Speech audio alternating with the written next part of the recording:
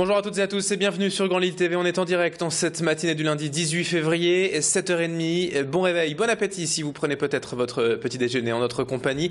Et bon courage si vous partez travailler. Voici toute l'info aujourd'hui près de chez vous, du week-end et des derniers jours dans la métropole lilloise.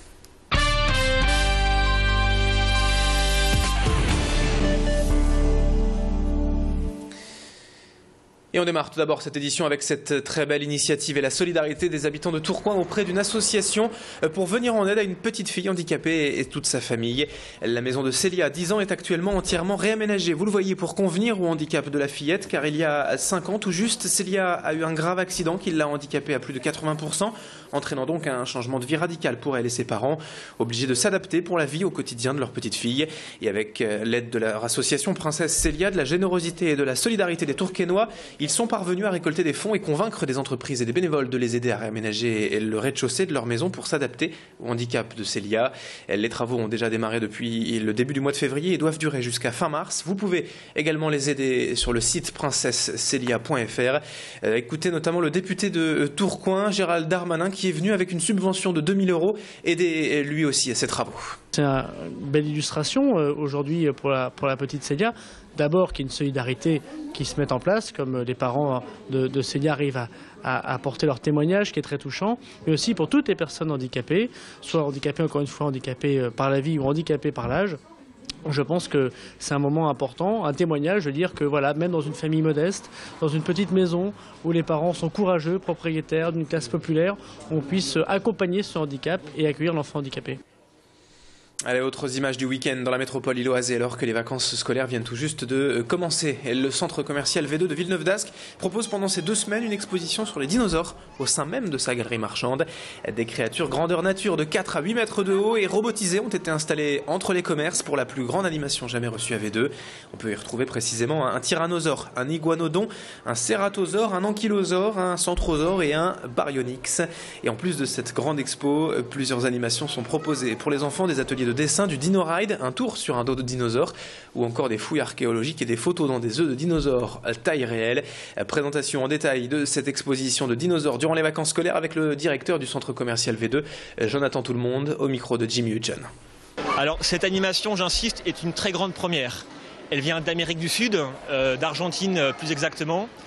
C'est la première fois qu'on fait une animation aussi importante, aussi originale, dans son format, dans son ampleur. Et donc c'est la première fois qu'on offre cette animation au nord de Paris.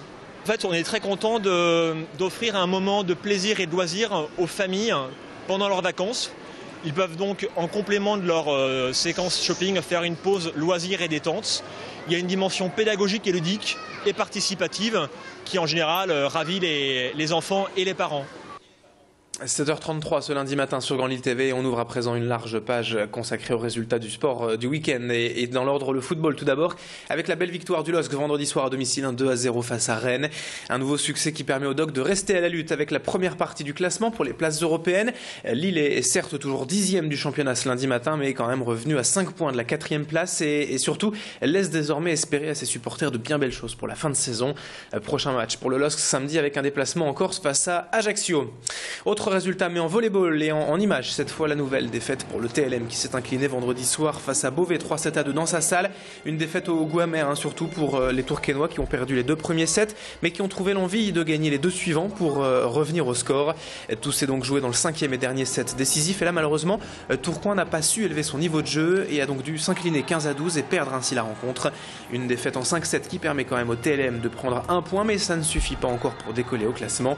Les Tourquenois sont donc toujours derniers de cette Ligue A de volley et le prochain match, ce sera un déplacement à Ajaccio également pour ce week-end. Écoutez la réaction d'après-match du capitaine du TLM Tourcoing, Yann Lavallée, vendredi soir à domicile, donc au micro de Mathilde Espinas.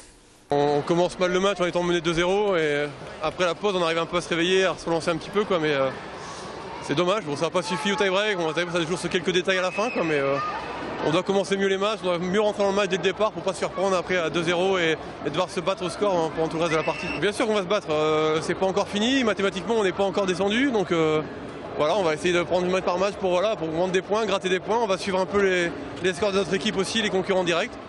Et puis on ira jusqu'au bout et voilà, à la fin on verra, on fera le bilan de nombre de points qu'on a eu pour se maintenir ou pas, quoi. Allez, on termine maintenant ce journal avec une idée tout à fait originale développée à Lille par l'Artothèque et qui propose en fait de vous louer pour à peine une dizaine d'euros des œuvres d'art pour décorer et agrémenter facilement votre intérieur.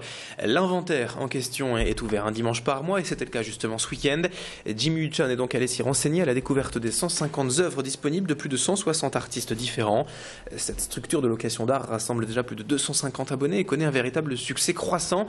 La prochaine ouverture ce sera le dimanche 17 mars, mais d'ici là, l'Artothèque est quand même ouverte tous les mardis et chaque semaine de 16h à 20h. Renseignements et explications avec Clotilde Lacroix, la directrice de l'inventaire à Lille, au micro ce week-end de Jimmy Hutton. Le prêt est ouvert aux particuliers, adultes comme enfants, puisqu'on a le plaisir de voir des petits bouts de chou dès 2 ans empruntés et intéressés pour avoir des œuvres d'art dans leur chambre. Également les entreprises, de manière aussi à sensibiliser les collaborateurs à l'art contemporain, les collectivités, les hôpitaux et puis les établissements scolaires. Nous travaillons de manière privilégiée avec un grand nombre de collèges, d'écoles primaires et de lycées dans toute la région. Voilà, c'est la fin de ce journal, 7h36 ce matin sur Grand Lille TV. Dans un instant à suivre la météo et l'infotrafic. Excellente journée à toutes et à tous.